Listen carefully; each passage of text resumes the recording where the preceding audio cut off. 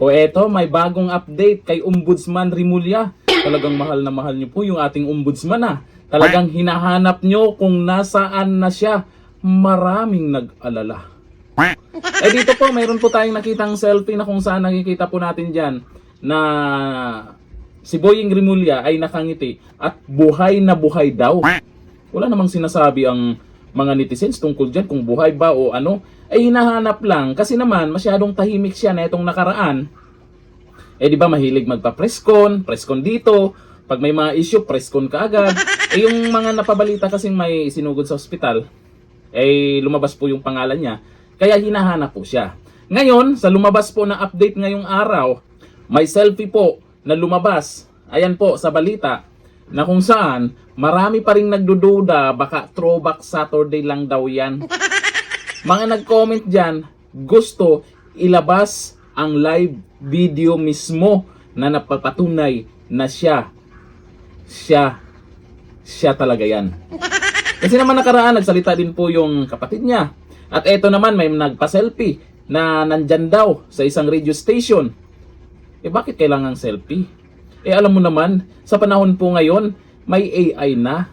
Kaya dito sa picture na to, walang masyadong naniniwala. Pero sa mga nag-comment ha, paalala po ng isang retired general, huwag naman kayong masyadong magmamadali. Huwag masyadong magmamadali. Relax lang. Opo, relax lang daw. Dito sa picture na to, sa tingin nyo po ay ngayong araw lang yan.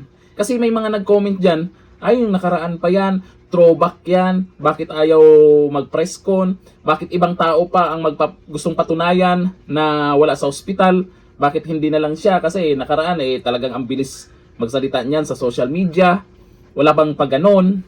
Eh ito po sa balita ngayon, ito ay paalala po ha, sa mga nagko-comment ng kung ano-ano tungkol sa ating Ombudsman Rimulya. Ang daming concern talaga sa kanya eh, no? Hinahanap talaga siya. Nasaan na? Ito po, sa balita ngayon, huwag magmamadali.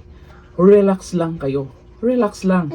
Nagbigay ng mahinahong reaksyon si Retired General Orlando De Leon kaugnay ng mga kumakalat na usap-usapan tungkol kay Ombudsman Boying Rimulya.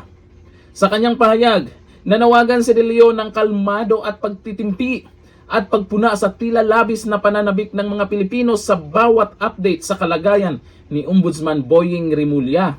Relax lang daw kayo. Pero dito sa picture na to, ang daming nagko-comment na kung saan gusto nila live na makikita nilang okay yung ating ombudsman. Ayon dito kay Erlinda Altobano, live talaga na magpakita siya para di ka duda-duda. Ibig sabihin maraming nagdududa talaga ngayon. Baka totoo nga yung mga balibalita nitong nakaraan kasi ilang linggo na hindi siya nagpaparamdam. May mga nagsasabi na ito yung ginawa, nag-almusal pa daw ng sinigang. Sino yung nagsabi nun? Grabe naman no? Ang tindi, pang-almusal, sinigang. Tapos naglaro daw ng golf. Sino yung kalaro niya? Di ba? Tapos fake news daw yung lumalabas na ganon. Iyon lang naman ay duda ng mga netizens kung nasaan talaga siya. Eh kung gusto nilang patunayan na hindi totoo yan, bakit ayaw magpa-presscon na? Sabi ni Geraldine Lopez Gears, dapat live. No, ito na hinahanap nila, live daw talaga. Sabi ni Fritz Gerald Garcia, throwback Saturday muna. Yung picture na yan, may mga nag-comment, baka throwback lang daw yan. Kasi wala namang oras o ngayon ba talaga yan, yung kuha na yan. Sabi ni Rote Gracia, live mo call, wag mag-throwback. Sabi ni Tikyo, gusto namin live presscon para maniwala. Paki-live po, sabi ni Robilin. Ito po yung inaabangan po ng mga netizens. Siguro naman pagbibigyan nila yan, hindi po natin masisi po yung karamihan na gusto nilang malaman ang totoong kalagayan ng ating ombudsman. Eh ayaw pa nila niyan, maraming nag-alala. Maraming nag-alala kung totoo ba yung kumakalat, na sabi-sabi na siya yung di ba yung sa kalusugan, alam naman natin na mayroong issue po yan nakaraan tungkol sa kanyang kalusugan. Eh ang sabi, magaling na daw. Ngayon, baka naman pagbigyan nyo. Kung okay naman kayo, malakas naman kayo, mayroon naman siyang FB page siguro, live. O hindi, pwedeng magpa-interview. Siguro naman nandyan, kung totoong nandyan po sa isang radio station, pwede namang mag-video yung nag-selfie-selfie dyan. Yung nag-selfie-selfie na yan sa post niya. Di ko lang alam kung talagang, sabi niya nakangiti pa raw si Ombudsman Boying Rimulya at hindi daw AI. Ang sabi niya, buhay na buhay. Di wow, live niyo kasi. Hanggang dito lang, thank you.